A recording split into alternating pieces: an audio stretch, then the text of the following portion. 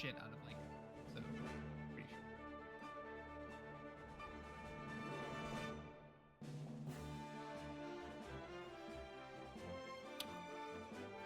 Oh, wait, you can't hear my computer. Perfect. I can actually work into this at the same time.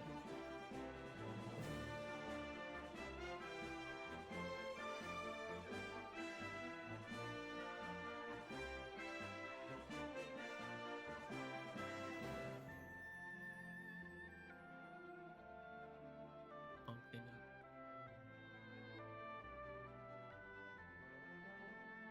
Kirby.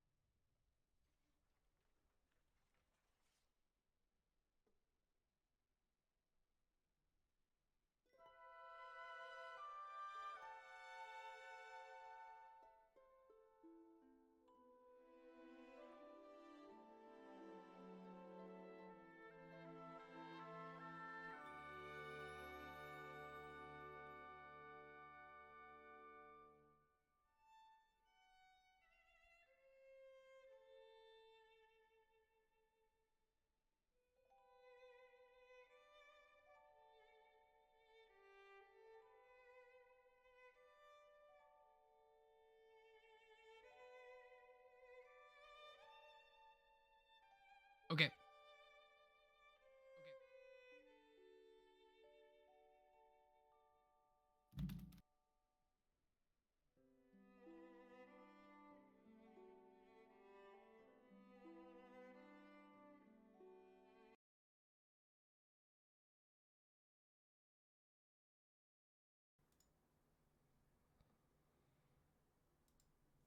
Hello, hello, hello, everybody, and welcome to what is a very special Shackstream here on this Wednesday morning, still morning hours, even here on the East Coast, as I am streaming to. I'm Donovan Erskine, of course, news editor here at Shacknews. You may or may not recognize my face depending on how often you frequent this channel. I host Pop Goes the Culture typically, and I don't host that show alone. I host it with Greg Burke, who's also here with me. Our head Hey, of dude, video. what's up? It's early. Howdy, I've had howdy. 5 coffees. Let's go. I don't blame you. It is extremely early over on the West Coast. Dude, But Nintendo hates the West Coast. They're like, you're like 3 a.m. should have been an 6 East a.m. Coaster, buddy. EST sometimes, and it's like 6 a.m. EST sometimes. You're like, okay, 3 a.m. Sure. East Coast, Beast Coast. Look, I got it right here on my shirt. Yeah, right. Nintendo, New Exactly. York. Nintendo, New York. Um, but as the screen here indicates, we're going to be reacting to the Nintendo Switch 2 Direct. Obviously, we've seen it. We've been covering it over on Shacknews.com if you want to go look and check out all of our written articles. But this is a big enough deal that we want to give this the real tender love and care. We wanted to hop on a stream here and actually go announcement through announcement and just kind of talk about everything that Nintendo announced here, because I think it's fair to say that this was the most probably highly anticipated gaming showcase in years, plural, I want to say. I can't remember the last time there was a gaming presentation or showcase or direct or live stream or whatever that had that much anticipation. I believe I saw the YouTube stream was at like a million or 900,000 live viewers as it was starting. That was just the English YouTube feed, not accounting for Twitch or the UK or other territories live streams. So we're gonna just go ahead and start right here. So they started off very strong. I'd say the first announcement we got, which it, kind of a pseudo announcement because we knew a new Mario Kart existed. It was the one game that got teased at the end of the Switch console reveal. We got that 2 minute trailer. It was the one game they teased that was coming. We saw some new designs, and here we kind of get the full blowout showcase where we're looking at new tracks, new racers. All the carts look redesigned. Characters got new models. Mario, Donkey Kong both look a little different here. Um, but this was one, Greg, in our work Discord calls we were watching, we were all instantly like, ooh, ah, because we see new power ups. We see I believe that's Princess Daisy driving a boat. We see them using sleds coming down a snowy mountain. Yeah, they went full Diddy Kong racing. It was just Yeah, like, wow, they finally caught up. yeah. Finally. Our own David Craig made that comparison too. He's like, this feels like a spiritual successor to Diddy Kong Yeah. Racing, but they And take we it even finally got a further. mushroom power up too. Like we got all these weird powers we've never seen. The hammer throw power up. We got the mushroom Yeah. power up. Like the mushroom, that seems like long overdue. Like why was there never a mushroom power up in this game? Well, I guess it was a that gave you boost. It the was a speed. boost forever, right? Yeah, it was a speed boost, but I mean, you're right. There are a lot of new power ups here. I'm scrolling back a little bit. This we see Mario grinding a rail in his cart on here, which is to me that's new. I've not played every single Mario Kart game, but I know damn well you couldn't do that in 8. So that looks fun. Obviously, as you can see from the trailer, but they also confirmed it. 24 player races, which is insane. Obviously, if you watched our Mario Kart streams, we did Road to 96 throughout the majority of last year. Those races can get hectic with just like 10 people in them. So 24 is going to be nuts. Do you like getting hit with shells nonstop in second to 20 to 16th? Well, you're in for a shocker now. Yeah. Enjoy going first to 24th. That'll be fun. I've already seen this image going viral of one of the cows from Moo Moo Meadows, seemingly a playable racer in Mario Kart. Yeah, Which, I mean, like, it's why like, not? it's cool that it's a weird thing to pull, though. Really weird. Like, why the hell not? I wanted Trainer Red from Pokemon. I thought he would have been cool. I'll happily race as the cow from Moo Moo Meadows. Also, this motorcycle that it's on looks like a speaker or a boombox, but actually the buttons almost look like NES kind of inspired. Now that I look at this freeze frame here, and we can see behind the cow that we've got like Toadette is coming down on that same. So more like rail grinding, very Tony Hawk esque in that sense. Some other interesting things I want to point out here.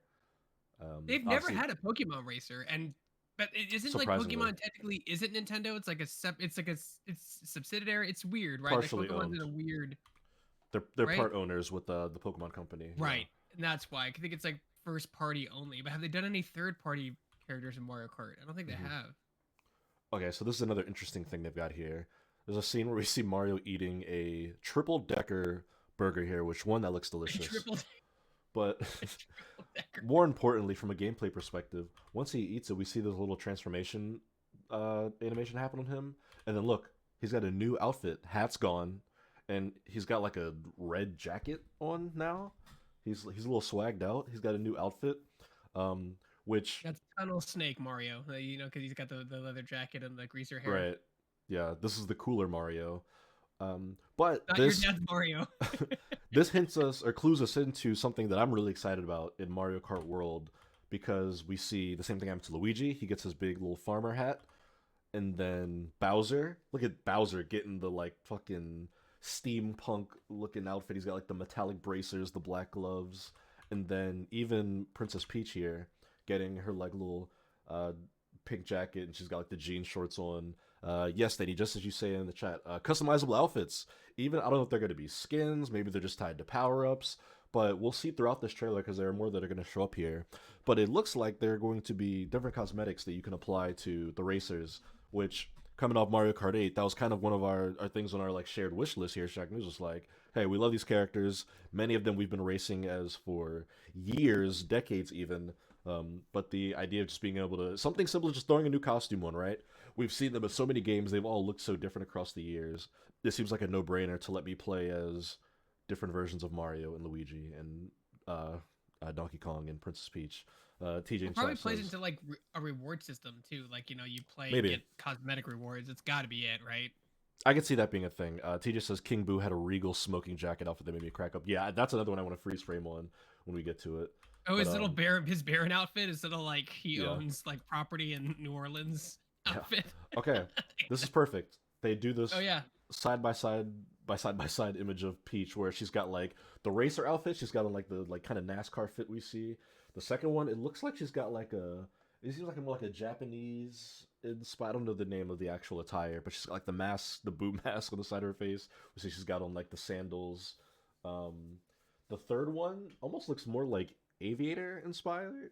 She's got like the goggles on her head, and then the last one she's got like the big floral hat on, and obviously she's in different carts in all of these. So again, curious to see if these are going to be costumes you can like equip in a menu, or are they things that just like trigger during a match when you run over a certain power up, or maybe the track determines it, because you know on the track there where we see the kind of Japanese inspired outfit, that whole track kind of has that vibe to it. You see like the trees in the back, so that I'm very curious to learn about. I would prefer it if it's something I can customize myself, but who knows? Oh, it's got to be just a way to showcase the costumes in like an interesting way, other than just showing a character customization screen. Because Sure. there's like you like changing like shape in a match is like a really like big thing in gaming. Like to load a new model in the game in real time is like an issue. So everything you have to preload, and if there's hundreds of customizations, that would be insane. So it's either per track, like you're right, Donovan. I think per track, or they're just finding a creative way to show it off, right? Yeah, I'm. I think I'm with you. I think this is also just a cool, creative way to show it off because you're right. Yeah, nobody wants to watch them flip through menus. But this is still very exciting. Again, another one we see Mario with his own little racer outfit on here as he's doing a 360. Also, so many of these carts are new. Not all of them, but most of them look either new or like redesigns of older carts, and they look very like. This is gonna sound silly because it's a racing game, but they look racing inspired, where they have kind of like the NASCAR treatment, where they've got all the accents, all the logos, and text all around them, which I think is pretty cool. They have the snowman in the back too from Mario 64 as like an incidental. They put like the incidental characters now. Like now we're at the bottom of the barrel where like this guy was in a movie once, was in a Oh, they game do once. have the snowman back there. I didn't know. Yeah, That's a good catch. Yeah. that's random. That's great. Um, all right, let's see what else we can spot here. Waluigi, of course.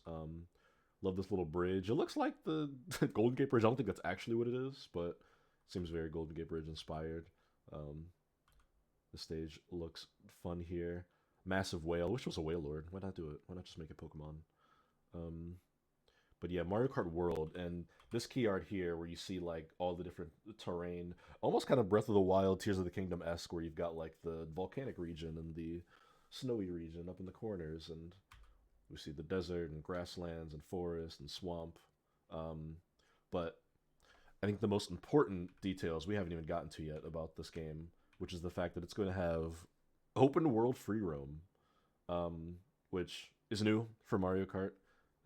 Kind of plays perfectly into that title world, but you're gonna be able to just drive carts around in this game, which I mean, that sounds fun. It almost kind of feels like Forza Horizon, but Mario Kart, which I think sounds absolutely amazing. Oh, here's the Boo outfit, the Regal outfit that TJ called out. Yeah, this is hilarious with his monocle and mustache and top hat. Yeah, this is great.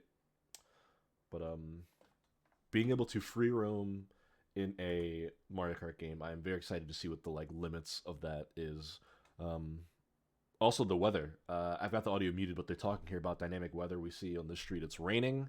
I don't know how much that'll factor into gameplay. You know, where you're gonna slip and slide if you try to drift in heavy rain. But even if not, it's just a cool aesthetic thing for maps because we'll probably be playing on them quite a bit. I mean, look at this. Look at 24 people on this course is going to be disturbingly chaotic. I wonder if there's gonna be like a longer cooldown for power ups, or if they're just gonna just let it be all out chaos, no holds barred.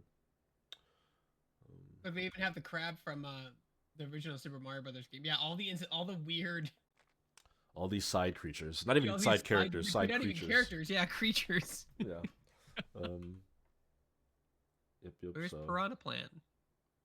Yeah, where's Piranha Plant? Made it in the Smash for Kart. See more Mario driving without his hat. Drive virtually everywhere, they say. So there's Grand Prix mode, which is pretty standard. Okay, cool. We're getting some like UI stuff here. Off the bat, I love the UI menu for the Grand Prix, where you see on the map the physical locations that you're going to. Where you start off in Mario Bros. Circuit and it's in the desert, and you see the little icon in the desert region of the map. Then you go to Crown City, you see the little path of the road. That's already such a cool little added detail that they didn't have in 8.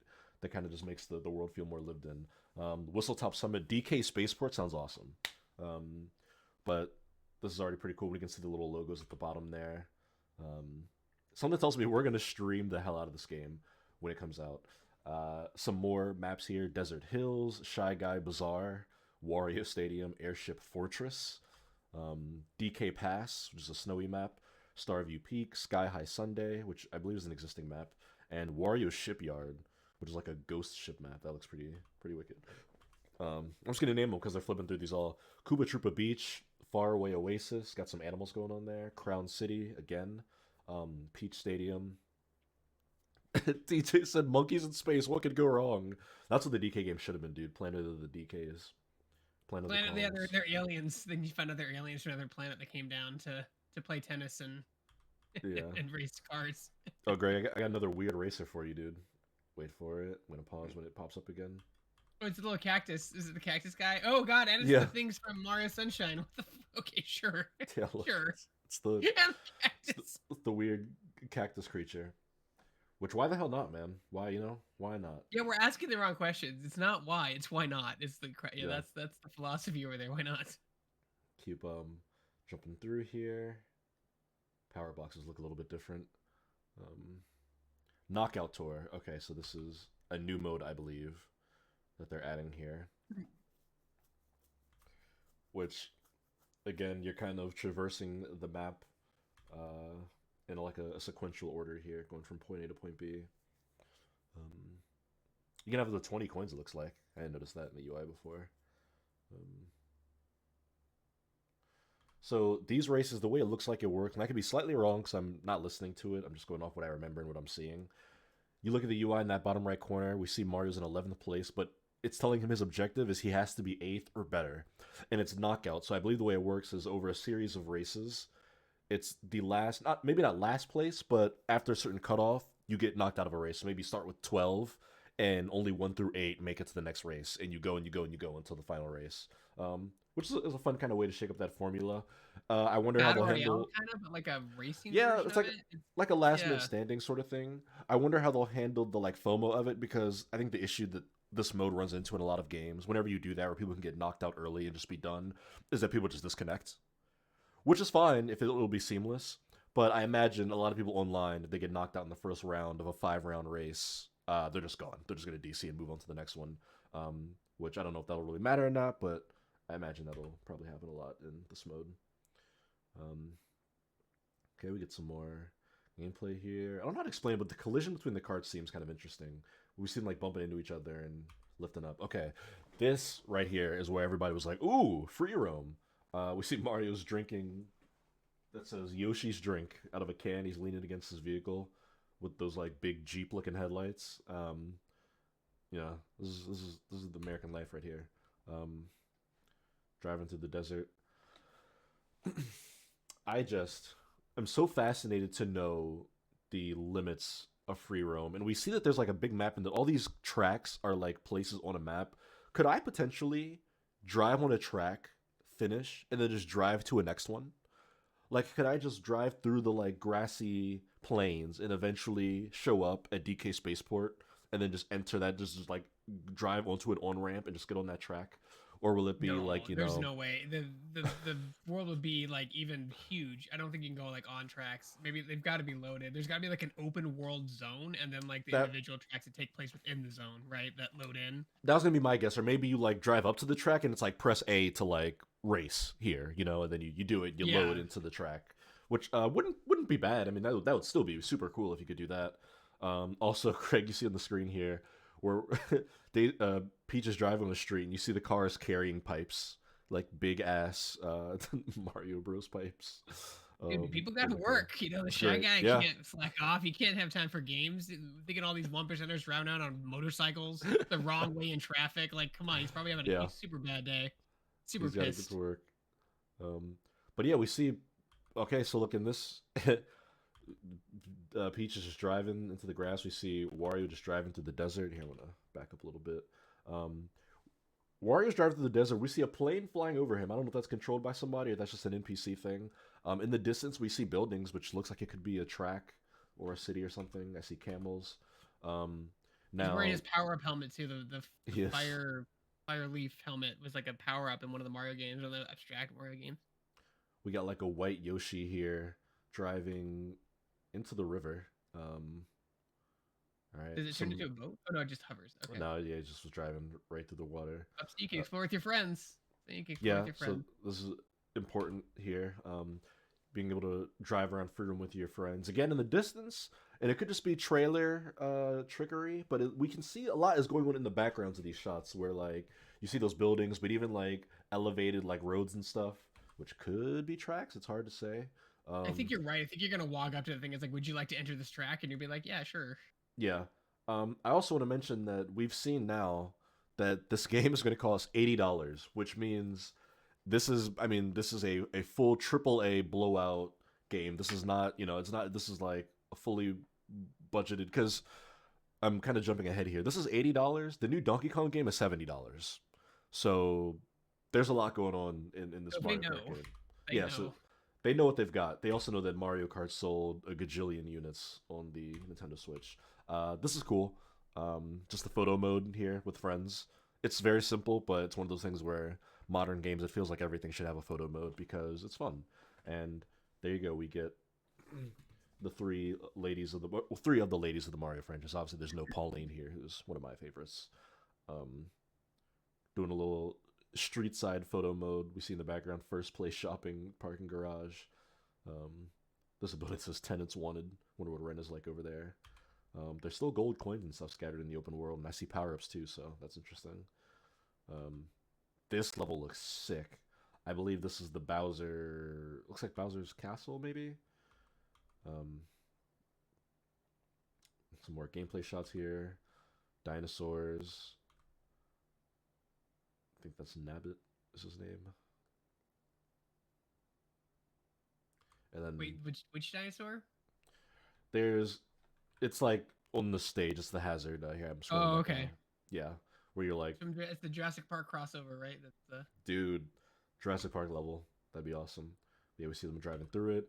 More of that Japanese looking level, and if you look close, you'll see Mario's actually also in like Japanese attire. So, again, we shall see. Um, and then, yeah, this is classic. You go off a ramp and then you send out wings. It's funny. It's like it's super stylistic, so like it gets away with not having to like. It looks nice. Like it looks as nice as the Mario Kart 8 Deluxe. I think it's just that stylized look. You don't have to have like super high Yeah, fidelity power to get it. You know what I mean? It's like what you know what I mean. Like it looks nice. sure. Yeah, and that's always been Nintendo's MO, right? They were never once pushing graphics or tech. Now this direct is going to get into that stuff, which I thought was super interesting. But yeah, we've got the key art here, which I love. Seeing pretty much all of the different biomes. Um, we can see the roster here looks pretty insane. We get a look at new carts, new character designs. Off to the right, you look in the water, you can see Daisy driving a speedboat.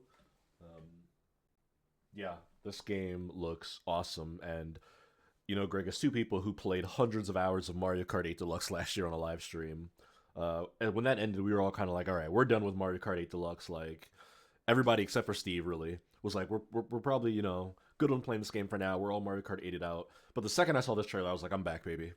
This is going to be a launch date we title. were done with Mario Kart 8 forever, and now it's just like, oh my god, are we really back? We're back. We are back, and that's the voice of Ozzy jumping in here. Yeah, this is going to be a launch title, so it'll be June 5th, 2025 for Mario Kart World. Guys, I think we're probably going to be playing this game every week for a long time. And what I like about the game chat feature is the game chat feature is going to make sure that, our Twitch streamers can follow all of us, so we can see all of the moments, and we're not just entirely focused on clipping the funny moments. You can see them in real time, which is a really cool feature. I'm really excited to see that. Good point. Yeah, we might be able to get like multi-view sort of thing going on with that. Yeah, and that's gonna. You see me in my underwear and my tank top playing. Oh gosh. So get Trying mad to incentivize people to watch us, Greg. Yeah, right. Exactly. Yeah. Drinking a beer. Come on. God damn it. The blue shell was right there. Oh gosh. And I almost forgot about this. It's worth mentioning. We're gonna learn more soon because there's gonna be a Mario Kart World Direct on April 17th at 9 a.m. So we're gonna get a little. Because we haven't had enough directs. Yeah, this will be our third direct in like 4 weeks, which is insane. If you had told me that a month ago that'd be the case, I would not have believed you. But that, Greg, we talked about the customization and not being sure how that's going to work. We'll probably learn all that here, April 17th, which, hey, I'll be here. I'll be here to watch it. But, yeah, this looks goddamn exciting. Let's see what we get into next here. All right, so now we're gonna. I think this is where they transition into more hardware stuff. Obviously, it's on the Joy Cons, which are called the Joy-Con 2, folks. They're bigger and better. The C button, we finally learned that stands for chat because they have a new game chat feature. Which, when this showed up in the trailer, I just thought this was Discord. I thought, oh, they just ported the Discord app to the Nintendo Switch, but no, this is Switch Cord, as I've seen people calling it. This is essentially just Nintendo's answer to their online social features essentially being non-existent in the Switch. You had a friends list, and that was about it. They had that app that nobody really used, but the trailer here kind of shows us that you can essentially join into these game chat parties and not only talk to friends, but like stream your game to them. And again, it is very Discord UI reminiscent, where everybody's got their little icons and their circles light up green when they're speaking, and you can stream your game to each other. Now, the quality of those streams will be discussed because, as we'll see here in a few seconds, they'll show them. But the Switch actually has a built-in microphone, as they're showing now, on the top of the console, kind of a la the DS.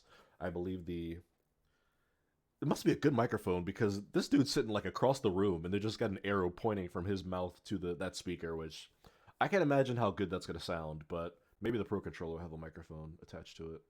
I mean, No, they said we're they now had in a, like good audio on the thing. They had a whole audio section of their Switch, so like probably fine. Yeah, and yeah, they show somebody making a smoothie in the background, so they're confident in whatever noise cancellation they've got going on.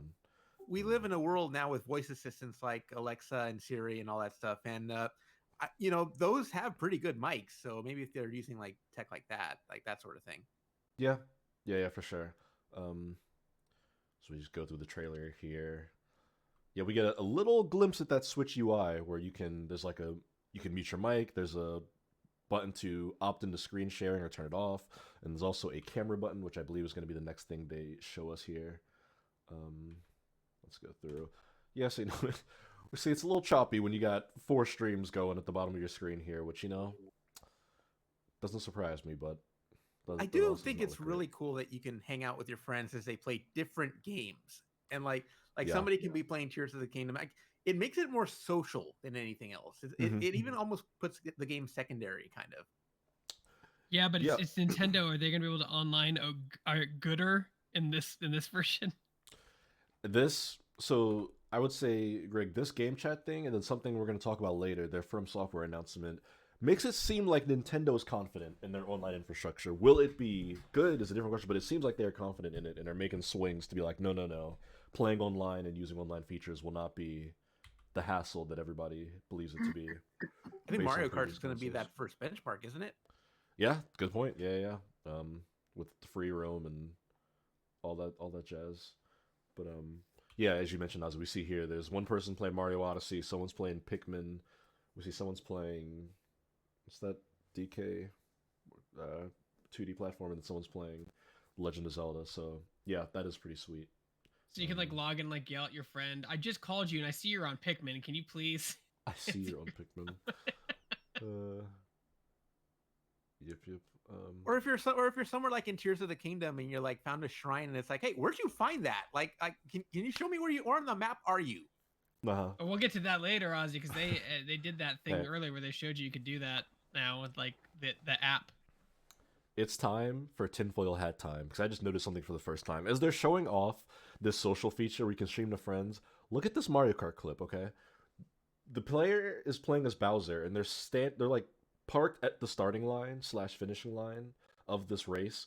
But look at the message at the bottom of the screen. Please wait until the rules have been decided. And you'll see they still have a mini-map. They're on their mini-map. But in front of them is a friend, Peach. Let's say the player's name is Faye. But look, they're moving around still. The Peach cart, they're like driving like back and forth. So, Greg, to our discussion earlier about will these tracks be instanced in the open world, or can you literally just drive up in free roam to a track, hit some buttons, and start racing? That's what it looks like. It looks like they just drove up to this track and they're like picking the rules and they're about to like take off here, which again would be extremely fucking cool if that's how that works. But yeah, I just noticed that looking here, that it seems like they just drove up to this track and they're like, all right, what are our rules? And they're just gonna go. I mean, seamless, like if you can avoid menus, like seamless integration is like a big thing in games. People like that, not having to get sub menus or going to menus and just have to do it all there. It's kind of where it's going. Mhm. I would imagine that's way easier with just 2 of them than when you get 24 people rolling up on that track. Yeah. Yeah, I imagine that'll be a bit of a headache here. Could you imagine like 24 people talking at once trying to make rolls? Okay, no. Stop. Yeah. So we see more of that choppy 20 FPS game share footage, which they clearly aren't ashamed of because they highlight it very blatantly there. But No, see, Donovan, that's a preview of your new Pokemon frame rate right there. no, it's not, That's a buddy. nice We're preview. no, I'm gonna show you. We get to see Pokemon footage later in this goddamn direct, and it looks good. Damn you. Anybody who's ever played Smash Brothers online is like, this is just how it is. I don't see a difference. Yeah, we've accepted it. We just accept it now. We just take it. Okay, this is more though. So look, the 3 people are sitting at the starting line. Mario just races up while waving, doing the emote, and look, it says D-pad start game. And he just drives up to them, and they're just ready to go. I really think that this is going to be like a seamless thing where you're in free roam and you can just go into tracks, and that's cool as hell. And again, this game is $80, so I'm gonna imagine it has the stuff. But yeah, that's just I hope so for that price. Yeah, you would really imagine. I'm not paying $80 to get like Mortal Kombat on Switch. Oh god. Yeah. No. That's what they should have shown. Show me Mortal Kombat. $80. No, not for Mortal Kombat. Never, Ozzy. Never. Absolutely not. Yeah. So transitioning into another interesting feature here, the Nintendo Switch 2 camera, which kind of sits on its own little stand. It looks almost like the little Pixar lamp there, where that'll be an added accessory. I don't know if we know how much it costs yet, but you'll be able to buy it. You can plug it into one of the 2 USB ports, because there's one on top and bottom of the console. And then when you do it, it's almost like the Zoom background thing where your game becomes your green screen and you're kind of just superimposed on top of it, which again is a cool feature. I'm interested to see how much people use it, because again, it feels like Discord does all these things. That's kind of already where people have put all their resources and communities. But this is cool. I mean, the idea that you could have like a game night where you and your friends just hop on Mario Party, Mario Kart, and you don't have to be in a living room together. They say it in this trailer that it's kind of supposed to emulate that feeling of being together. And who knows, maybe we'll use this for one of our streams. Well, you bring up a good point on it, but also I'd say like Discord isn't exactly a safe place for kids. Like if you're like a young kid and the parents aren't moderating it, like it's not a great place. Like this is probably pretty safe for families. You know what I mean? The Nintendo stuff's probably a lot safer. I think that's what they're aiming for.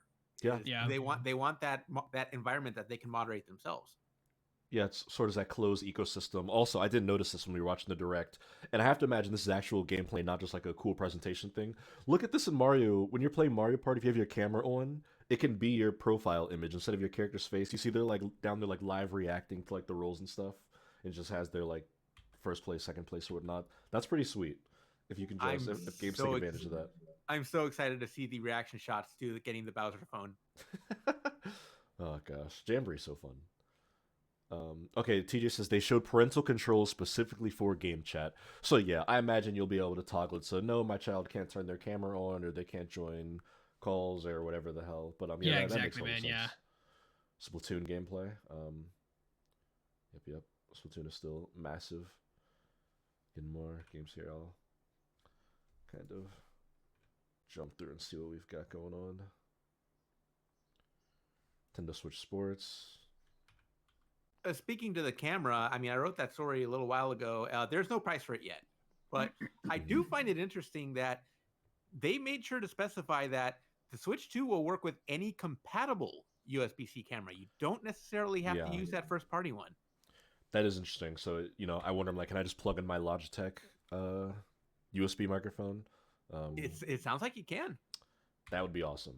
That would be awesome. Can I plug in my mini DV into USB adapter? You want to check? Sure. Oh my God, Aussie Game Boy camera. Somebody got to test this. Can you plug in the Game Boy camera? Oh, that would be awesome. Don't you need like a Game Boy slot for that though? Don't you have to do like 3 different adapters or something like that? I'm sure there's a dongle somewhere you could buy. It's 2025. It exists, damn it. It does exist, yeah. TJ in the chat says camera price has been confirmed, $49.99 USD. Oh, that's not terrible, but I feel like I can get better for that price. Yeah, right it's where I would probably an expect app it, $50. camera though. Honestly, it's probably meh. It's probably a terrible camera. $50. We'll see. Yeah, I mean, it all comes down to compatibility, right? So we'll see what they support on this thing.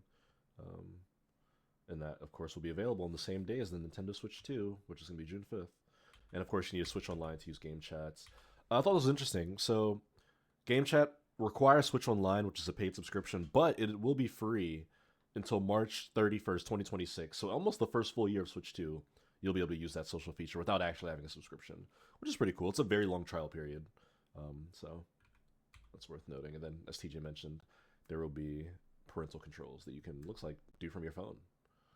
Can't have your kid talking to the Goombas and. No, that's cool though. That's oh, a and cool you can feature. and you can do it by friend. Yeah, grant permission to use game chat with this friend, so you can go through and be like, here, you can talk to Sammy, but That's not Tommy. great. That's fantastic. Keep those bad influences out, Greg. Okay, we're moving forward to. Oh, so this is a cool feature. And this kind of harkens back to like the DS era, where there's a game share feature where for certain multiplayer games, only one person needs to have it. On their console, and then up to like I think they say 4 different Switch 2 consoles can play it.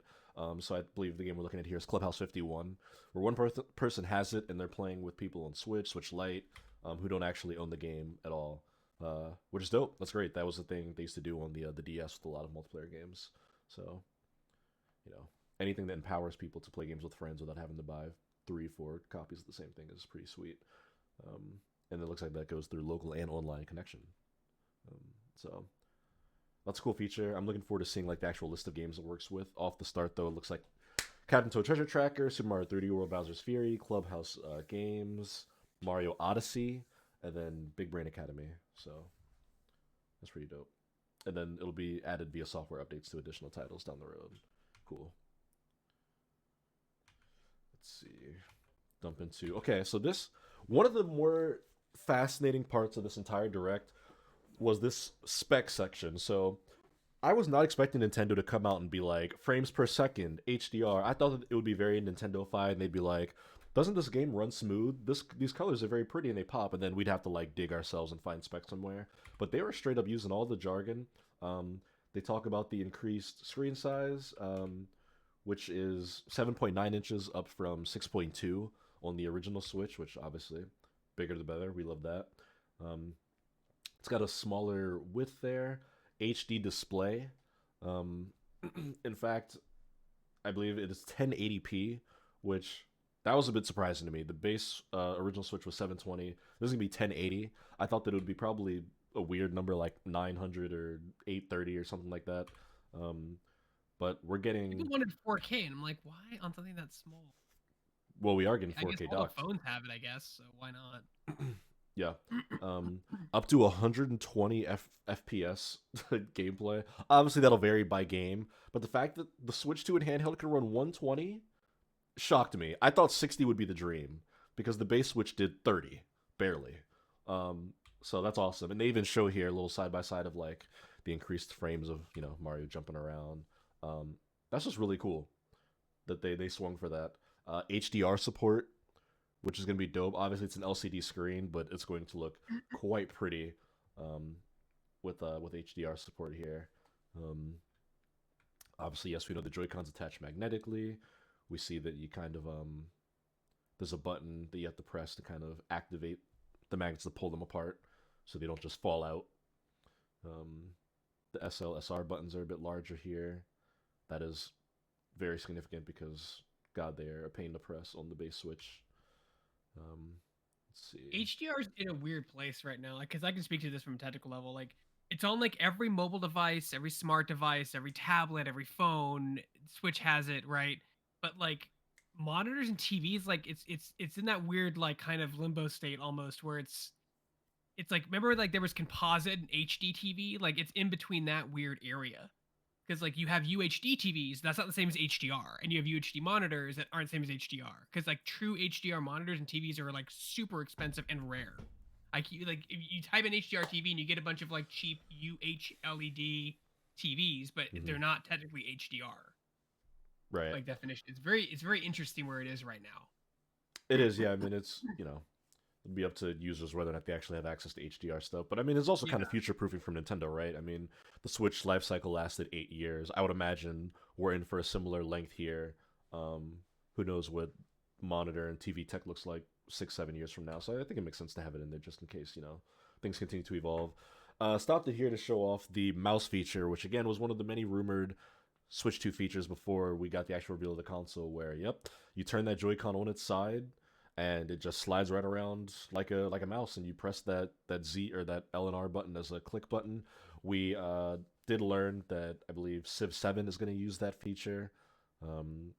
They announced so improved speakers, clear audio. That's what you were talking about, Greg. That of course is always good. Built-in microphones. Got some notice no, there's no details on processor, no details on like the tech, like no details on the GPU, CPU. Yeah, like, I mean that's a bit pretty... inside baseball stuff for what it's worth. I mean, nobody knows what any of that is that's buying a Switch. But it'll be on the Nintendo app. We'll have to read it on the Nintendo app. Yeah, I mean, I'm sure it'll be on like a specs list when they go for pre-order. But yeah, I thought even this I thought was more than we're used to from Nintendo. They're usually never talking about HDR, 4K frames per second. I mean, when was the last Nintendo Direct that used the term frames per second? Well, that's because they're traumatized from the GameCube, because it came out at the time. It was the most powerful console on the market, but like people didn't care at that time for some reason. Right.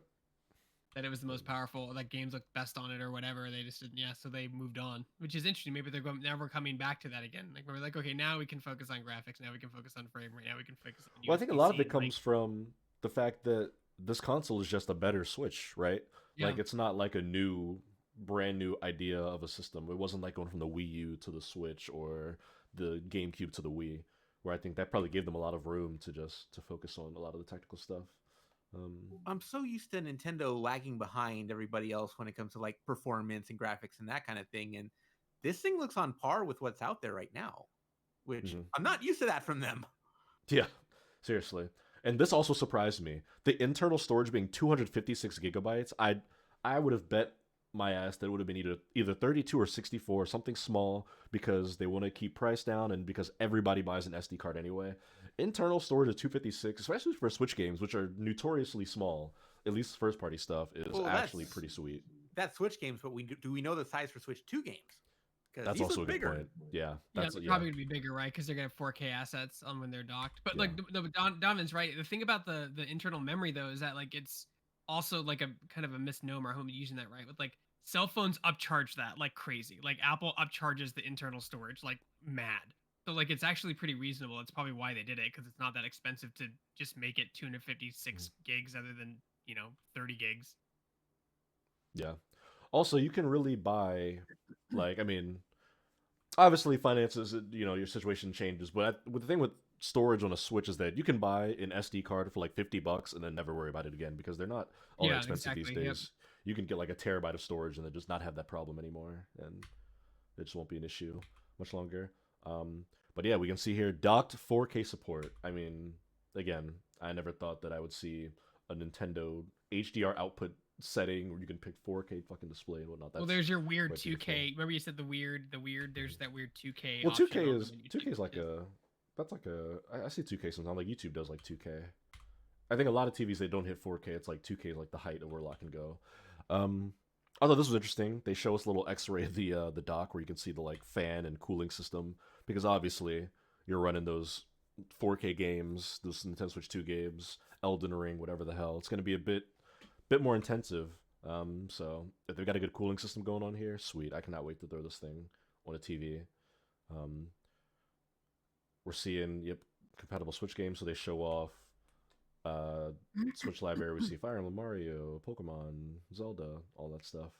I get worried about this. That makes me worried a little bit, because it's like it's not all. It's most. We had a discussion during the thing. You said it was most, Donovan, but like that's not all, and that makes me worried. I think that it's going to be every game you care about, Greg. When they say most, I think that the games that won't be a part of it are things that like have weird that don't play like normal games, like a Labo, right? I don't think that you would be upset if they tell you can't play Labo on your Switch 2. I don't think it's going to be like Labo. I don't think they're going to be like, oh, Metroid Dread. Yeah, they're not going to be like, oh, Metroid Dread doesn't play on Switch 2. I'm sure there are probably some third-party games like Alan Wake or whatever. Like there might be some weird issues there, but I would imagine most games that players care about, you'll be able to. I'm traumatized because I don't know if you remember this too, Donovan. When the 360 came out, you had to go to the website to see which Xbox games were compatible with it, and the list was pretty weird. That's alright, Greg, because now Xbox has the best backwards compatibility of any console. It's the only one where you could just pop discs in and they just all work. Okay, so this is another getting announced. Nintendo Switch 2 this was Walker weird. Tour. This is like their version of the One Switch 2. Well, it's kind of what Astrobot was at the beginning, but this is like a lot more technical. Yeah, very technical. Also, not a pack-in game. This is a paid game. Yeah, paid is insane. It's a deck demo. Why are you why would I pay for this? Yeah, it's like, what? It's not free? You're not going to just include it so people can understand? Nope. You're charging me for an instruction booklet? Yeah, it is like an interactive instruction sort of thing. I mean, you're literally seeing the thing where it's telling you how Rumble works, how the magnets work. I do believe there are some games in here. Like, we see there's a speed golf thing where you can, like, use the mouse functionality to turn the club and you swipe it to, like, hit and whatnot. So there is some gameplay here. But, yeah, I think we all were kind of like, huh? When they said it was a paid thing. All right, yep, there's a dodge game, a little survival thing. Maraka's physics demo.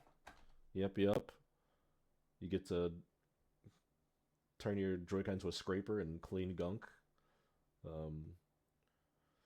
There's some sort of voice tech there. Yeah.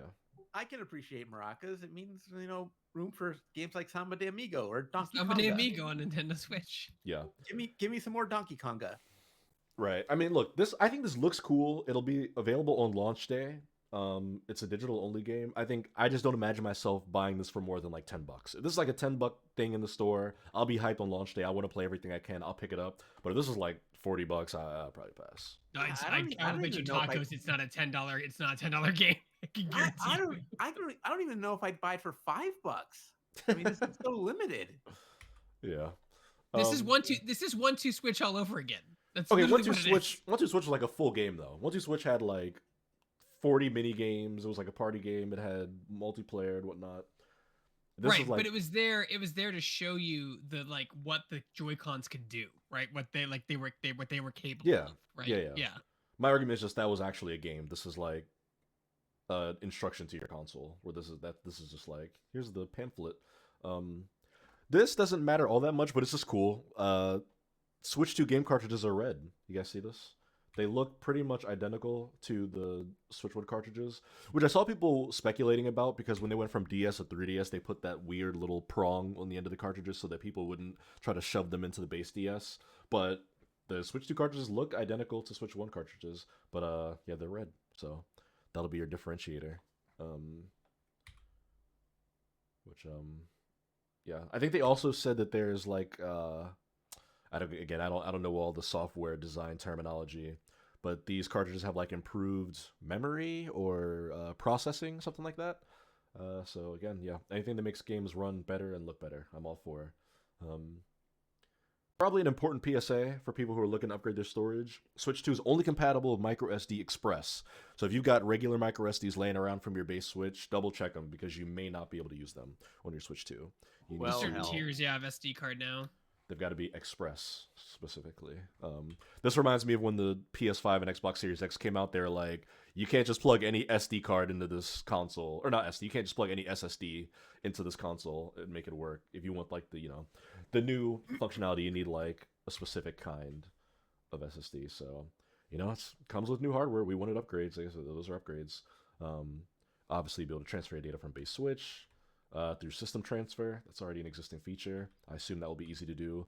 New Pro Controller looks pretty much the same, except they've now added the C button for game chat, but also an audio jack. You got a headphone jack on the bottom there, dude, and it's like a millimeter jack too. Like that's like Apple tried to kill that technology. No sir, not on Nintendo's watch. A little design change. The top is like white now, so a little differentiated between the base. But also they've added a GR and GL buttons, which are like grips on the back of the controllers. This is like some shit you get on like Elite controllers for a PlayStation or Xbox controller, but they're adding it to the Pro Controller, which that's pretty fun. Why not? I mean, you're gonna call it the Pro Controller. Gotta add some extra buttons on there. Competing with companies like Corsair and all of them, like that. It's a cool idea. That's a good point, yeah, because those third parties usually also have stuff like that. Yeah, I mean, we've been saying for months now that like Activision said Call of Duty's coming into Nintendo at some point, and this actually looks like it can run it now. So Maybe, yeah, yeah. So this is where they announced the release date, June 5th, guys. Which I think we all were immediately like, "Oh, exciting! It's soon," and then everybody just We're like so mad. but it is soon. the fear. It's in 2 months. Yeah, that 2 months is it'll be here before before you know it. But I think most significantly for us, but probably a little inside baseball thing. This is like the day before Summer Game Fest, which starts on June 6th. Which all 3 of us are going to. Yeah. So on the bright side, I guess we'll be playing Switch 2 on the flight to SGF. On the downside, I mean, that's going to throw a fork in a lot of our coverage plans, Switch launch weekend. Well, that just means that games will likely be playable there on that platform too, honestly. It's also true. It's also true. But I think we kind of felt this coming. We knew that June was like in the sphere where they were probably going to release it. We know that Nintendo, more than anybody, dances to the beat of their own drum. So they were never going to be like, "Oh, we should move away from some." I guarantee you, they could not care less that they are going against a same summer gaming event. Everyone's going to buy one anyway. But this does affect my travel plans and my Switch plans, because now I'm like, gosh, I got to like pick it up before I leave. I got to this is a new factor to consider as we get ready to plan Summer Game Fest. Let's see if we get into some other stuff. Yeah. So now they're talking about the games you can play. So there are Switch 2 exclusive games like Mario Kart World. You will not be able to play on a Switch 1. Just base Switch games. So you see Pokemon, Kirby, Splatoon, Smash, Mario, Zelda. And then a really interesting one, Nintendo Switch 2 Edition games, which are games that are available on the base Switch but have a specific enhanced version on the Switch 2. Again, this is similar to what you see on Xbox Series X, PS5, where you'll get those visual performance upgraded versions. And they announced a bunch of games that are getting Nintendo Switch 2 editions here. The first one, Super Mario Party Jamboree, which adds new mini games. There are mini games that use the camera on Switch 2, which I think is cool. We saw earlier where they've got like the camera goes into the little like player area, but they added a whole new like Jamboree TV thing here, where again you're like contestants on a game show. It's like a full expansion to Mario Party Jamboree, which I'm excited to check out. This seems more cost effective than just doing another 1-2 Switch. I agree. And we see it's using those features, right? Where there's a game here where you've got like a toy, or for one, there's one where you're sorting envelopes and you're using the mouse feature to grab them and move them around. But even this one where you have like toy cars and you like wind them back and then you let them go so that they go like flying forward. Those fun ways to use those new Switch 2 features, I think. This is going to be a paid upgrade. I don't think we know how much it'll cost, but yeah, if you own Mario Party Jamboree, you'll be able to unlock. Talk about for how much it costs to upgrade. Like $30. I'll say 30. Say 30. I'll say 20. I think it'll be $20 for the upgrade if you already own the base game. For this one specifically, I don't know about the other ones. I'm fascinated by this idea of 8 years of Nintendo Switch titles that can all get upgraded to Nintendo Switch 2 at some point. Like, yeah, seriously, we can get like a fresh Metroid Dread. We can get something like Mario Odyssey. We can get Donkey Kong can return again. Donkey Kong returns once more. Donkey Kong Strikes Back. Maybe they'll fix your Pokemon game, Donovan. Yes, that's dude, right. A Scarlet and Violet Switch 2 Enhanced Edition would save me. That would be everything I needed in this cruel world. And then it's $60. You're like, nope, absolutely not. This will not be $60. This new minigame looks cool. Where you're like doing like kind of like on rails shooting, or like on a roller coaster firing at stuff. Again, using those mouse features. That seems to be a big focus here. They got new rhythm games. Yeah, but that looks like almost like a full blown expansion to Mario Party. Okay. Breath of the Wild and Tears of the Kingdom both get Switch 2 editions. They'll both be available on day one, and we get a gameplay here. Again, let me remind you, 120 FPS, 4K docked. I mean, that is going to be gorgeous. What do I think of the mouse bill? I think it'll be really cool in Nintendo games. I think that the Mario Party features they show for the mouse look fun. I think that it'll be really cool in anything that has a point and click feature like Civilization. I just am very curious to see how far third-party support goes for that. I know I just mentioned Civilization, which is a third-party game, but I'm just curious 2 years from now if like Call of Duty comes to Switch 2, does it use the mouse functionality? I'm just wonder how many like use cases there truly will be for that. If that'll be something that I'm actually using on a regular basis once the like new console excitement has worn off and I'm just casually picking it up and playing. Um, I mean, HDR Zelda, the Tears of the Kingdom in 120 FPS. I'm gonna play the shit out of this. I cannot wait. Um, but Did you beat Tears of the Kingdom? I didn't. I beat Breath of the Wild. I never beat Tears of the Kingdom. But I'm gonna. Okay, I I didn't might beat it just. either. So. I might fully restart though now with 120 frames per second. I'm still lost in the depths. Yeah. It's like loading the water temple. You're like, well, I'm not getting past this. Just play something else. Also interesting, you'll be able to add notes when you're playing through Zelda. There's a Zelda Notes feature coming to the Nintendo Switch app, which already exists. It's the Nintendo Switch Online app, but they're going to rename it to Nintendo Switch. Let's see. Yeah, but I'm with you. I'm like, I know Nintendo will make good use of the feature for sure, if nobody else will. You're going to be able to share auto build. Yes. Like, how cool is that? You can build a giant mech and then you can share it with your friends. Yep, via QR code, which should be easy to do and intuitive through the app. Hopefully, you'll be able to look at the map in there, do voice memos, all sorts of stuff. So that's fun, especially for a game like Tears of the Kingdom that is just so exploration heavy and discovery heavy. God, this is gonna be so beautiful. Just watching the on-screen renders of it running. Jumping through some more games that are getting enhancements. Kirby and the Forgotten Land gets a Nintendo Switch 2 edition. We get to see some of that beautiful HDR gameplay. Metroid Prime 4 Beyond is going to launch for Switch 1 and Switch 2, but Switch 2 will have that enhanced edition. Again, they're just kind of giving us the big blowout of gameplay features here, where we see, you look at that bottom right corner, Metroid Prime Beyond is using that mouse feature. One hand's holding the left Joy-Con, just using the analog stick to walk around, but that right one is pointing and clicking mouse feature. Which that's the equivalent of waggle. No. People are gonna be like, this is cool. Like they'll try it. People will try it. I'll try it, but I'll be like, nope, and I'll put it right back into this machine or play on the Pro Controller.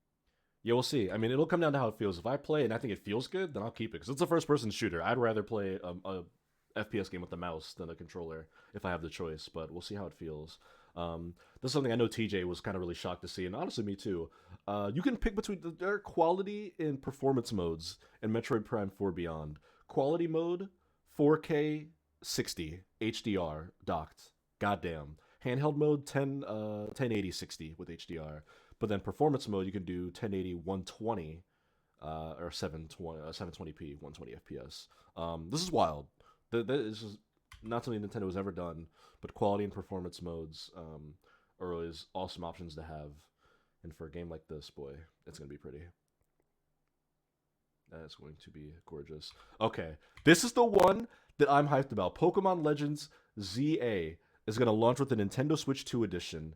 And oh my gosh, they're showing gameplay. And it's look, the guy's running down the street and he's moving at 60 frames per second. He jumps. He's not lagging. He's not glitching. The Pokemon models aren't hopping around like they're in a Leica animated motion picture. Look at the... They didn't do the other trailer either, though, to be fair. What do you mean the other trailer? The other one that's all bad. The other, what's the one before is it not Articatus? What's the other one? The one before this one? Scarlet and Violet? Yeah, like the trailers are smooth there too. No, they're not. They're not. Go back and watch them. No, those trailers are terrible. They're bad? Yes, that's the issue. You watch those trailers and you literally look and there's like a Starly in the background and its wings are like moving 12 FPS. It's like, that was why it was so egregious, Greg, because people were like, they're showing it to you. They're showing you that it does this. Poor Donovan and these Pokemon fans. You still bought it. That's what they can say. Pokemon fans just got beat down during the Switch generation. Yeah. I mean, Sword and Shield has aged like a fine wine because it was the first new Switch Pokemon game and everybody hated it. And then you look back and it's the one that ran the best, played the best, was most feature complete. And it's like, well, you know what? Perhaps I judge you too harshly. But this, we have not seen this. This is running at a high frame rate on my screen right now. We've never seen this. I mean, it's such little to ask for, but Jesus Christ, we didn't have it on the last Switch. Now, obviously, I want Scarlet and Violet to get an enhanced version too. They haven't announced that. That might take some heavy goddamn lifting with how those games are playing. But there will be physical and digital versions of the Switch 2 edition. So that's pretty cool. That you could get a physical Breath of the Wild Switch 2 version or a Zelda Tears of the Kingdom Switch 2 version. I don't think it's in the direct, but they put up a blog post that Switch Online subscribers will get some of these for free. Zelda, Breath of the Wild, Tears of the Kingdom was one you'll get for free. I think Metroid Prime 4 Beyond is one you'll get for free. Mario Party wasn't on that list. I think Kirby was on there. I don't believe Pokemon Legends was on there. But I will pay $200 for Pokemon to not make my eyes feel like they're breaking when I'm playing it. So yeah, you see here, upgrade packs. Don't say that loud, dude. People are listening. They'll really charge you $200 for a game if you're willing to pay for it. We'll see. TJ says, I've said it before, they say restriction breeds creativity, but then what must Nintendo Pokemon devs look like when the restrictions fall off for a second? Yeah, I don't know. I mean, dude, I'm psyched. I haven't been psyched for a Pokemon game in like decades, and like that looks great. Like that, they're actually changing the mechanics that you actually have to move now and dodge. People could lose their minds. Yeah, it's gonna be fun times, dude. I'm excited for that video game. All right, we're seeing which game was this that they announced here? I'm drawing a blank here. This was it Drag Drive or something like the Dragon Drive. It's the like wheelchair basketball game that I believe is first party Nintendo, but it's supposed to be another one that uses that mouse functionality, but both sides where you slide them to turn your wheels around. A few things. One, I think it's just cool as hell that Nintendo made a wheelchair basketball game. That is a sport that does not get any love in any sort of popular culture at all whatsoever. So I think that's pretty dope that we're getting a game like this. Also, again, it just could be a fun way to use those mouse-like features. We see the guy go off a ramp and dunk here. I don't know. You put ramps and basketball in the same game. I'm sure Asif will be excited to check this out. But yeah, we're seeing gameplay here where you can kind of pass your teammates. You're doing tricks and whatnot. You're sliding around. Again, like Bill said, Nintendo will create use cases for that mouse functionality. It's just a matter of how it feels and how it plays. Summer 2025 for Drive and Drag. I'm looking forward to seeing what comes of that game. And then, of course, jumping into third-party support here. This is one that a lot of folks were predicting, including myself. Elden Ring, baby. A big part of that original Switch reveal was, oh my god, you can play Skyrim on a plane. I think Elden Ring has kind of supplanted it now as like the big beloved open world video game that everybody can't get enough of. And yeah, you'll have Elden Ring in all its glory on your Nintendo Switch 2. You can play it handheld on the go. It'll look pretty as hell, obviously. But yeah, this is a no-brainer. This game is on pretty much every platform except for the Switch, but that will now change, and it's coming 2025. Tarnished Edition, they're calling it. Hades 2. It's like a weird thing, like tarnished. Well, Tarnished is the name of the character that you play as. And, oh, okay. And yeah, you're. I you're only had like Tarnished. an hour in that game, so. Ye Tarnished. Hades 2 coming on there is great. Still in early access, but that game is awesome. Yeah, that's the interesting thing is that they said that this is not going to be 1.0. This is going to be they're still going to be in early access when it comes to Switch. Take your time, Supergiant. Although that game did just get a massive update, and it is quite good. Capcom shows up. Yeah, we're fully in the third-party section. Street Fighter 6. This one was interesting because they're bringing out new amiibo for this. Yeah. They are. I don't know if I was talking to you guys about this or if like I brought it up with someone else, but like it kind of looked like amiibo were dead for a while, and now it's like no, they're keeping them around and they're bringing them back in a big way. Mm-hmm. Yeah, I mean amiibo for who do we got here? Is that Luke, the guy's name on the left? Yep. TJ's gonna be angry in the chat because I don't remember the names of the other two characters. I like the girl on the right though. TJ, you got to do a Tekken into the lab stream when this comes out on Switch 2. Those are the Street Fighters. Thank you. I appreciate It is that. the new generation. Kimberly and Jamie. I could have just waited 2 more seconds. Street Fighters. Yeah. There you go. You said Luke, Jamie, and Kimberly. See, we knew. Yeah. We knew the whole time. We were just testing TJ. Yeah, the new generation, not to be confused with Street Fighter 3 new generation, which sucked. Oof. Street Fighters 3, yeah. The third also, one. Available on launch day, June 5th. So, I don't know, having amiibo for Street Fighter characters is pretty fucking awesome. They look gorgeous, too. I'm going to be buying all 3 of those. This was what mecha game was this? This is a new game, I believe. We're seeing here.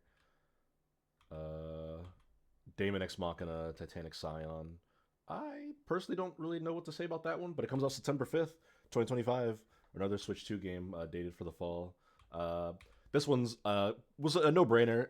Joseph Fares appears. Split Fiction is going to come to Switch 2. I actually attended a preview event for Split Fiction a couple months ago, and I asked Joseph Fares, and he was very cheeky about what he knew and didn't know about the Switch 2. It Takes Two was on the Switch, so this one makes sense. It's their best-selling game yet, their most critically beloved game yet. Makes perfect sense on the Switch 2. It'll be a great co-op family game to have. Yep. Yeah, TJ shouts out they showed new Tears of the Kingdom amiibo for Tulin, Riju, Yunobo, and Sidon. Yeah, those are great. Okay, so this announcement got me excited. A little disappointed, but I'm still excited. They announced the EA Sports showed up. They announced that FC, which is FIFA, and Madden are going to be on Switch 2. I was hoping we get college football because college football is better than both of those games. Not yet. Also, still optimistic. Maybe in the future. Maybe college football 26. Who knows? But Madden being on Switch 2 will be interesting. It'll be fun. We know it should be able to run it. That's for damn sure. Dude, I'm so excited. You guys are going to trash talk so hard. It's going to be great. Absolutely fantastic. I want to watch it. I don't even we will definitely, me and us will definitely do a Switch like Madden stream or something. We'll figure something out because that'll be fun. Another third party, WB is bringing Hogwarts Legacy to Switch 2. Makes a lot of sense. The game sold buku bucks. I think it'll just be the standard version. It also was very poorly ported to the Switch. Like it was just not. They tried really hard, did their best, but it's not great on the Switch. My friend can't play it on the Switch. He's not happy with it. Yeah. There were a lot of games like that came to Switch, and it was like you're better off just not bothering on this platform. Tony Hawk's Pro Skater 3+4. We already know this game is coming, but it's gonna be on Switch 2. They showed it's gonna come up here in a second. They showed a SpongeBob level, which I don't believe was in the original 3+4. But you know what? That's the thing with 3+4 is we're getting a lot of new stuff. Yeah, which I'm down for. Hey, this kid grew up in the early 2000s. I love SpongeBob, so I'm down to skate through Bikini Bottom as Tony Hawk and Bam Margera and whatnot. And new skater Nora, I'm gonna butcher this name. Nora Vasconcelos, is that her name? Yeah, that's how I would say. Yeah, Vasconcelos. That's how I'd say as well. I don't know this new generation of skaters, Greg. Yeah, as somebody who gets his name butchered at the airport, you feel ashamed of yourself. Let's see. I don't know skating enough to know who Nora is, but good for her. She's a young skater. She's signed with Adidas. Great. Skating has grown a lot thanks to Tony Hawk, so I think it's cool. And Tony Hawk has been behind a lot of this. He's like, I want to highlight the new generation of skaters too. So good on him. There are a lot of video game franchises that are named after people, and I think Tony Hawk is probably the most involved in his at this point, right? Maybe him and like Sid Meier as people who like have their names in the game franchises. We just wrote the story last week about how Bam Margera, it looks like, is actually going to be in 3+4, and it was Tony Hawk himself who was like, "Hey, you're putting Bam in this game. We're not leaving him behind." So I think it's cool that he has still an involvement in this IP, and he's not just like signing off like, "Yeah, make the next game called Tony Hawk. I'll be over here at my house." You can tell that he still cares about this IP. And, he saw how Tony Hawk Pro Skater 5 worked out. Yeah, he's like never we're not doing that anymore. Never again. Here I want to freeze frame when we get to the SpongeBob level just to get another look at Bikini Bottom. This is so random. You can see Squidward's house in the background, SpongeBob Patrick's as well, the Krusty Krab. Looks like you're on like the Flying Dutchman, maybe. Very random, but I'm here for it. Why not? And it is it is Activision, which makes sense. Hitman, World of Assassination trilogy coming to Switch too. Bill Lavoie was like, I'm excited to see that. He's like, I probably won't play it there. I know Bill's like a PC purist, but cool to have it there. And this is the kind of game that I think will actually be really fun on Switch because you talk about like drop in and drop out gameplay. You could jump in if you got like 20 minutes, just run around a level, take out a couple targets, suspend your game, throw it back in your bag, and then come back out and play some more. That's a huge thing. Like as an adult with a job and a wife and responsibilities, like that's the commitment to time is like a big thing. Like, and that's a huge deal. And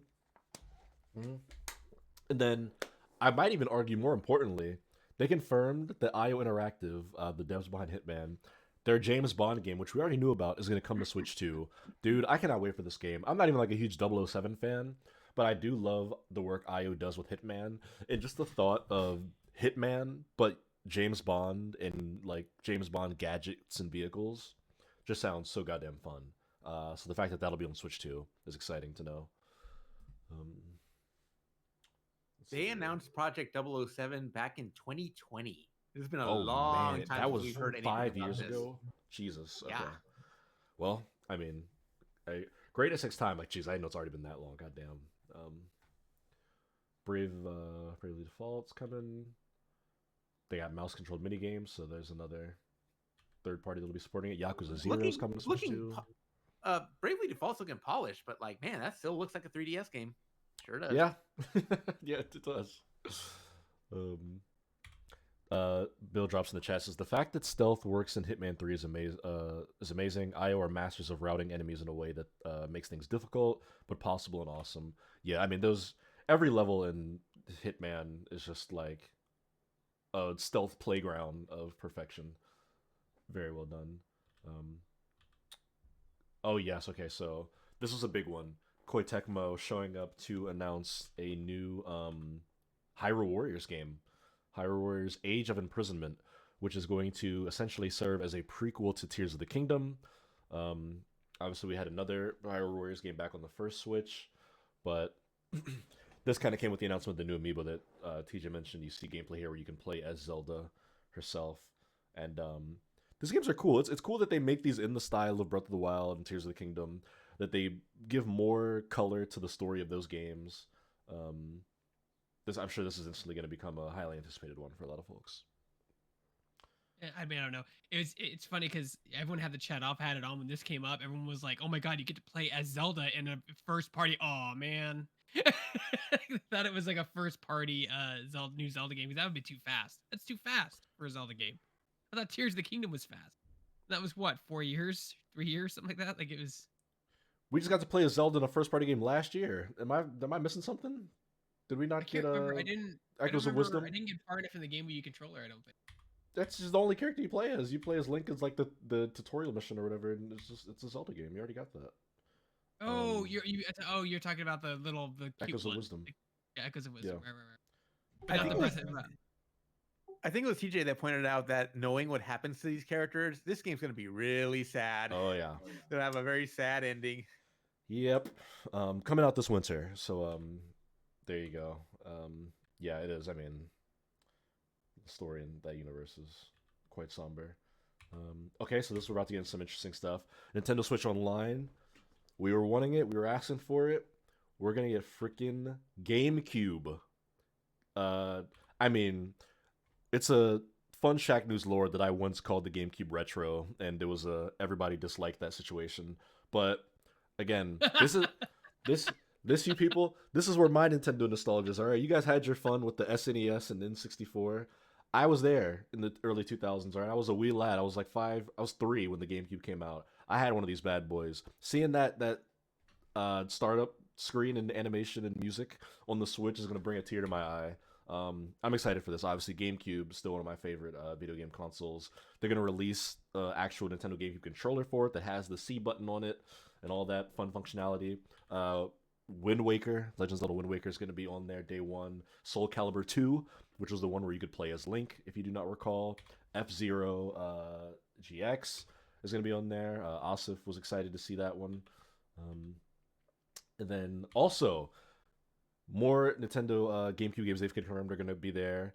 Super Mario Sunshine, Fire Emblem Path of Radiance, Pokemon XD Gale of Darkness. I mean, one of my favorite Pokemon spin-offs is so cool, where you had goddamn Shadow Lugia. Shadow Lugia is still one of the coolest things that Pokemon Company has created.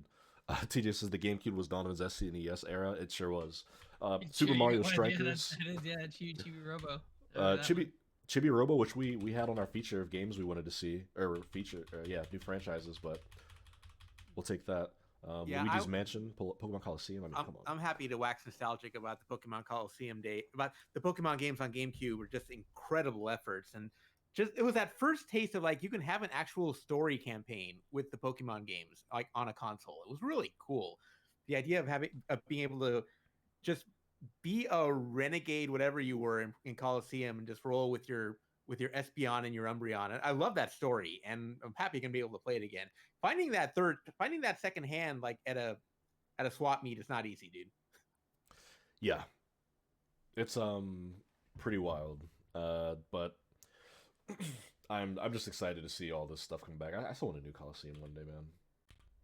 I'm sad for the Smash Brothers fans though, because I'm sure a lot of those people were waiting for Melee, and it's like, no, you're not getting Melee at launch, and you're not getting Melee later. You're not getting down the road either. Oh man, what a fascinating relationship Nintendo has with that franchise and its community. So there's the controller. Oh, definitely. We'll get to Sakurai later. Oh yeah, another interesting one. This is huge. So this is news that like maybe specifically people who write for Shacknews aren't all that enthusiastic about. But this is massive news for just gaming. Deltarune chapters 3 and 4. It's been years since the first 2 chapters of Deltarune came out, which Deltarune is like a pseudo kind of spiritual sequel to Undertale, kind of is, kind of isn't. And people have been waiting on news about chapters 3 and 4 for again years. So for that to come in Switch 2 reveal direct is pretty big deal, and we get to see some gameplay here as well. Because the last thing Toby Fox said was that he needed a little more time with it, right? Correct, yeah. And I believe Toby Fox and Nintendo have a good relationship. I believe he composed the music for Pokemon, like open world music for Scarlet and Violet. I believe he did a few tracks, so they've got a relationship already in there, and it'll be available on launch day. I think he had some tracks for Smash Brothers Ultimate, I believe. Yeah, so there you go. This is that's a spin-off of Undertale, or a sequel, or just the same creator? It's like a sequel spin-off. Okay. It's kind of both, and it is the same creator as well. Obviously, it's not a video game showcase without Randy Pitchford. Borderlands 4 confirmed for Nintendo Switch 2. Which, you know, they say it's their most ambitious one yet. That'll be a game that comes out on the Switch. Such American marketing, the most powerful iPhone ever. Every single iPhone. Yeah. Civ 7, which already was announced for Switch, but again, it'll use that mouse feature, which makes sense for an RTS game. Those games are a pain to play with the controller, so I think putting that feature in there will be important. TJ says, yep, Toby Fox got Undertale, Mii costumes, and music in the Smash Ultimate. And yes, Deltarune is an indirect sequel to Undertale. Bill says, why does Randy Pitchford look like Austin Powers in that shot? Yeah, there's a lot of questions about Randy Pitchford. David was excited to see this. WWE 2K is going to come to Switch 2. So there you go if you're, on the go and you just want to jump in. Oh, also NBA 2K, which they were both on the first one. Or NBA 2K was on the first Switch. The verdict's going to be out on those because we need to see gameplay first. Cause yeah. They could look like they do on Switch now, and, at that point, who cares? Hopefully it is the newer versions of those games. That would be pretty awesome to see. Let's see, we got some survival gameplay. I actually don't remember what this game was. I remember seeing this trailer. It's a survival thing. Okay, I see. This is Survival Kids, which would be another launch day game. I think a lot of these indies are going to benefit from just being available on launch day for Switch 2. Enter the Gungeon 2 got announced at the Switch 2. I missed this. Yeah. I missed that Enter the Gungeon got announced, and it's going to be a Switch 2 console exclusive. Oh, is it? Oh, shit. Yeah, it's PC and Switch 2. Okay, yeah. Timed exclusive. Maybe they have. I don't know if they've specified. Yeah, that's a pretty big deal. Yep, got. I reviewed that. I Star reviewed the first Seeker. Enter the Gungeon while I was at Yahoo Esports, and like this game had its hooks into me for a while. Like just the way that whole thing is structured. I'm so excited to see more of this, and I didn't get that same itch with Exit the Gungeon, but like a full blown sequel that's going to be my jam. Can't wait for it. I really wanted to stop for this one. This is a pretty big deal. Cyberpunk 2077 on Switch 2 is pretty significant given the lifespan that this game has had now. Obviously launched in a very rocky state on every platform. Now it's quite phenomenal. They've done so many performance upgrades to that game, but also content updates. I mean, Phantom Liberty, great expansion, one of the best video game expansions of the last several years. So the fact that they're porting all that over to Switch 2 is going to be pretty friggin' sweet. I may very well find an excuse to play through this game on the Switch 2. Think about what kind of launch it had. Now it's going on a handheld system. That's crazy. Yeah, it is. It's a crazy life cycle this game has had. I mean, it could barely run on a computer when it came out, and now it's gonna run on it's a real Switch. bad. Oh, it's bad. Mm. But, Hey, I've interviewed him. You have. I haven't interviewed him, but I've stood in a room next to him. I think I shook his hand. Final Fantasy VII Remake is going to come to Switch 2, which that's exciting, of course. It'll look very pretty on there. Greg, are you going to play through it again on Switch 2? No, I want to play through it on Xbox so I can get achievements. That's fair. If that ever happens. I think the most interesting thing about this was they said he added, stay tuned for more news on the Final Fantasy VII Remake project on Switch. So it's not just going to be this. Rebirth is coming at some point, it sounds like. You have to imagine if they're going to do a remake, they wouldn't just leave it at that. I feel like that'd be a big miss. Now, how long will it take? That's a different question. But, yeah. This was another big deal in a sizzle reel. Hollow Knight Silk Song 2025, Team Cherry. It exists, guys. It exists, and it's coming out this year, they say. Yeah. I think, it's believe it when we see it, but if Nintendo's telling us it's coming, I gotta believe that game. People are obsessed with that game. Like every single time there's any kind of direct for PlayStation, Xbox, Nintendo, people are like spamming it in the chat. Yeah, Greg, because it got announced 6 years ago and was supposed to come out in 2023, and we haven't heard about it in 2 years. The first game's fine. Like I like the first game, but like I mean, like people are really like, "Where's the second one? I have to play the second one. It's my GTA 6." And I'm like, "Okay, sure." That's again, it's because they announced it 6 years ago, and it was supposed to have come out 2 years ago, and then it's just been radio silent. Witchbrook, that game looks fun. This was in the Switch Direct from last week. Puyo Puyo Tetris. I got my ass beaten Puyo Puyo Tetris at Extra Life one time.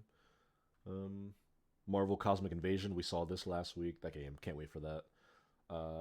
Star Wars Outlaws, baby. Coming to Switch 2.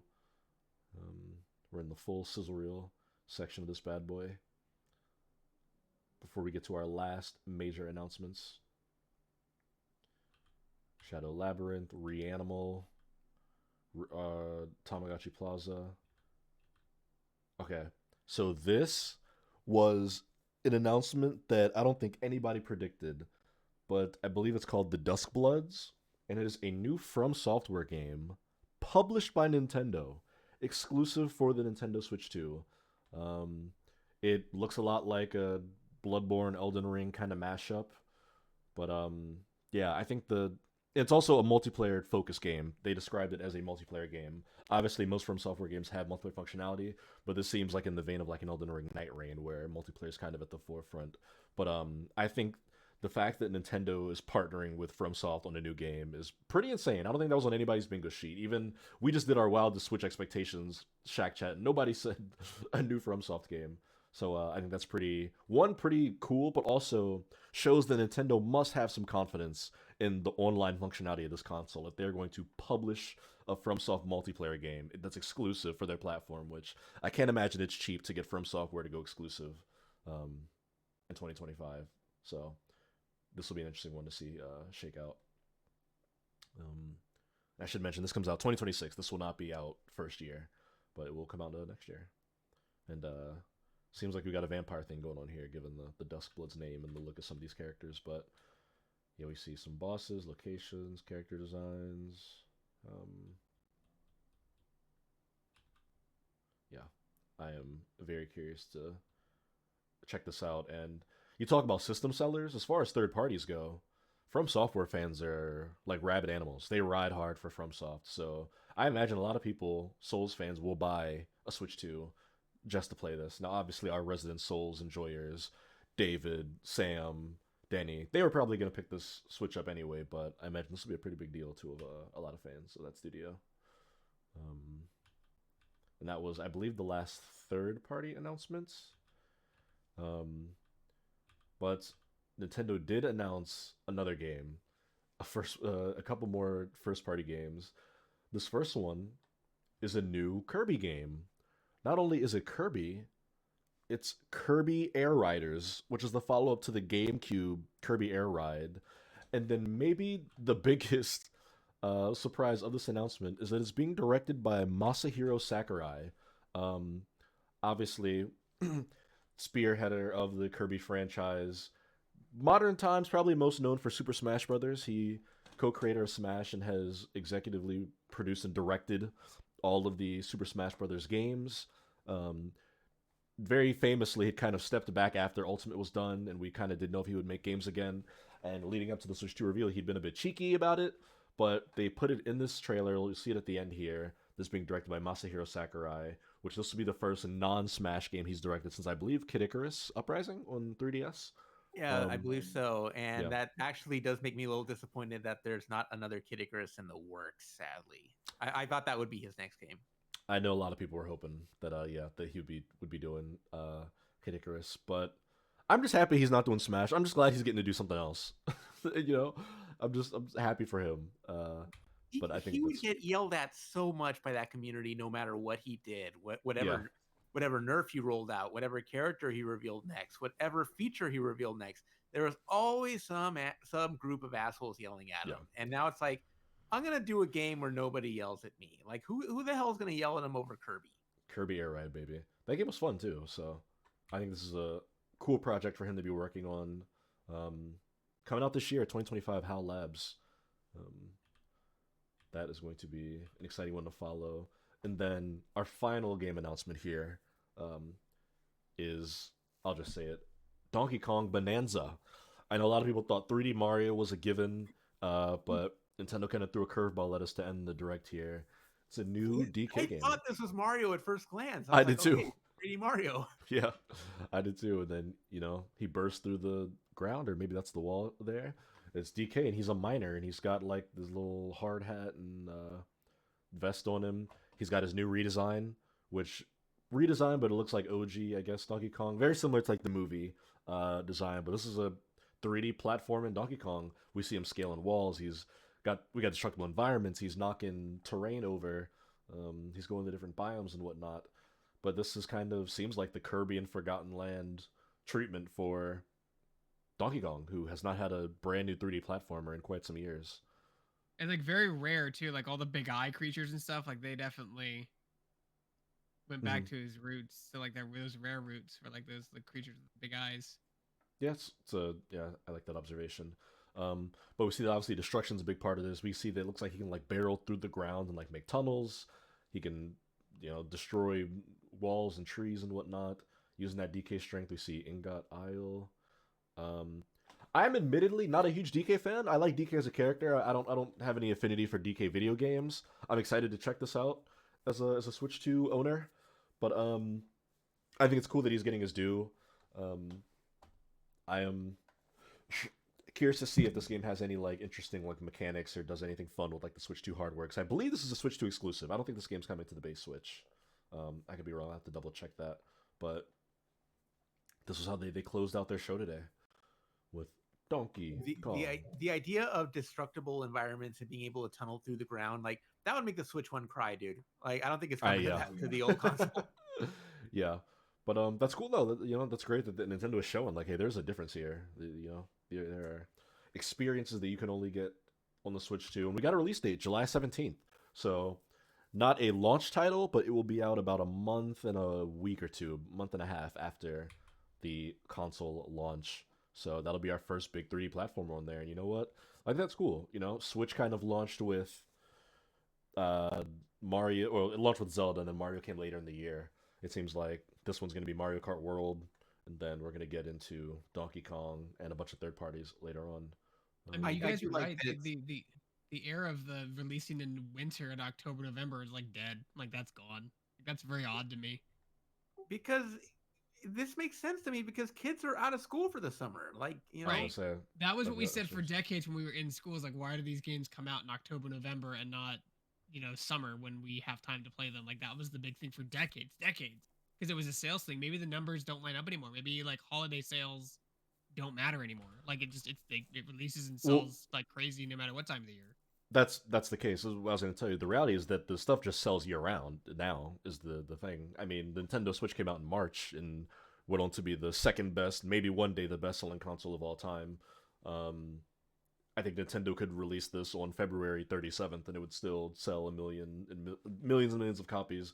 Also, from a strategic point of view, they can ramp up stock. If it comes out in June, by the time we get to November when people are Christmas shopping, maybe you can just walk into Walmart and grab a Switch 2 off the shelf. You don't have to get in a virtual queue and hope that you can find one online. I think that's probably a big thing for them. Last thing here, we see that there's going to be a bundle.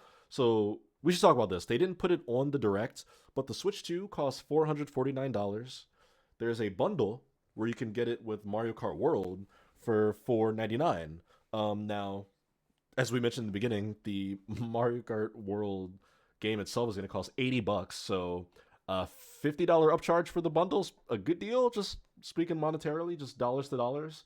But yeah, very notably, the Switch 2 price is not in this Direct, but it is going to cost $449, and pre-orders will begin April 9th. So that's crazy. Next week. That's $80. That's nuts. Like this. I mean, like I mean, like it's crazy is that like this. It's finally happening. Like I knew it was a matter of time. Like games could not be $50 forever. Games could not be $60 forever. The cost is going up. It needs to be. And now with tariffs and other shit, they need to go higher. But like, Nintendo's have been trendsetters since the beginning of like their inception in entertainment. And like, I know I said it briefly in the Discord when we were covering the event on it, but like, I would not be surprised if GTA 6 comes out. It's $100. I'm not sure if we see $100 games this year or next year. We start seeing $100 games. I would not be surprised. I mean, developers have said for years that games cost less than they should, just based on how much they cost to make and how that price has increased over the years. Now you could argue over, well, maybe publishers shouldn't spend so much on games, but like relative to the price it costs to make games, we've been due for price increases a long time. You add in all the tariff bullshit that we're dealing with right now that's kind of looming over tech and gaming.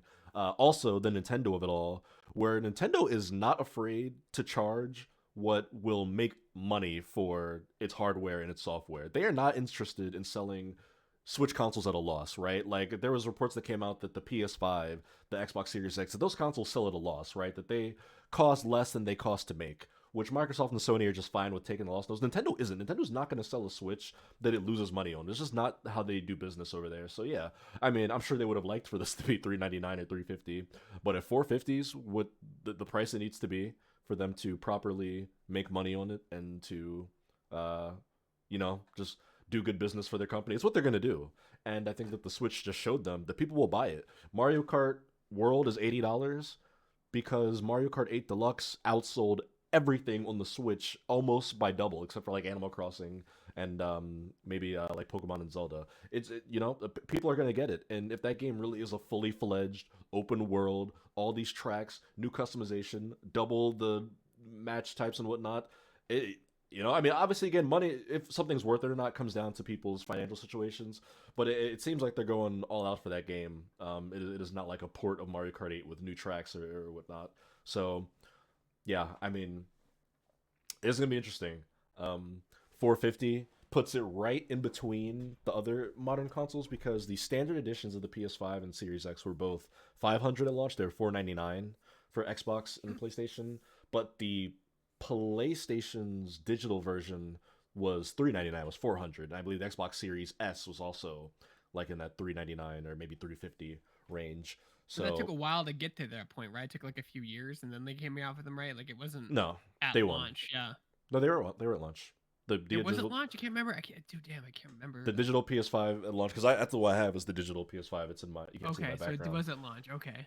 Yeah. And obviously there's only gonna be one SKU for the Nintendo Switch 2. But again, when you're Nintendo, they have insane amounts of demand. There've been all those analytic reports that this thing is gonna sell crazy. I'm sure it'll be a bloodbath next week when pre-orders go live. But how much is a Steam Deck? Depends the model you want, because there's a standard, there's an OLED, and they also have different memory SKUs if you want like 256, 1 terabyte. But you can get, at the cheapest, you can get a Steam Deck for like maybe $280, $300 if you just wanted like minimal storage LCD. But if you wanted like OLED, big storage, it'd probably be like $400, $500. Okay, so it's on par with that, basically. Yeah. Although the to OLED compare, starts at $549 for Steam Deck. Yeah, okay, yeah. Steam Deck gets up there. And though to compare though now, this puts out a higher resolution than the Steam Deck. At 1080 handheld, I think Steam Deck is like 810, something like that. So it's a mighty little handheld system Nintendo has cooked up here. It's just the beginning. I'm sure that in the time that we've been doing this stream, I'm sure people have already dug through documents and parsed out other tidbits of information about the Switch 2. It's only a couple months away, so everyone can expect to see more video and written coverage of it here at Shacknews. But I don't know, do you guys have any closing thoughts here before we go ahead and wrap up? I'm looking at some of those prices myself, like the dock being 109.99, Oh, which is I didn't see think that. about $30 higher than the standard dock. I mean, it goes to show how many more working parts they got working on that thing. But Yeah, like, ugh, the yeah. the price jump on everything, and then I'm looking at like what's compatible from the original Switch. They're recommending you use a different HDMI cable, and it's just like, oh, Yeah, if they're doing HDR, then yeah, in 4K, you have to. Yeah, yeah. Yeah, yeah. you need Makes to sense. if you're using HDR. Yeah. Yeah. So there's a lot more. There's going to be a lot more to this than simply buying the console. So I would recommend everybody just do your research on this. We're going to help you out along the way with our guides that we post on Shacknews. But like, yeah, everybody do your due diligence on this one because there's going to be more to this than simply just buying the console. Oh I yeah. think it's I think it's interesting that there's like you mentioned that the Nintendo Switch 2 could be the best selling console like eventually. I think like now we're not seeing like Mario Kart World is not back compatible. Donkey Kong Bonanza is not back compatible. Like you can't play it on Switch 1. So there's like no when you think about like when PS5 came out, how many games were still made for the PS4 because the install base is so high. And like this is just the new norm now. Like you have to buy the new console. Like there is no crossover. There'll be very little crossover. Well, Metroid Prime it's is a like the mix. only crossover game that Pokemon has is also going to be on Switch One, which that'll okay, probably well then be you have that. Yeah, that's their smart then. biggest So it's thing like this year. certain games are, but not. Hmm. I guess that's a big one. That's a big one. Dread Prime's a big one. Two big games, but you're not Mario. Next Mario won't be. Next Donkey Kong won't be. Next Mario Kart won't be.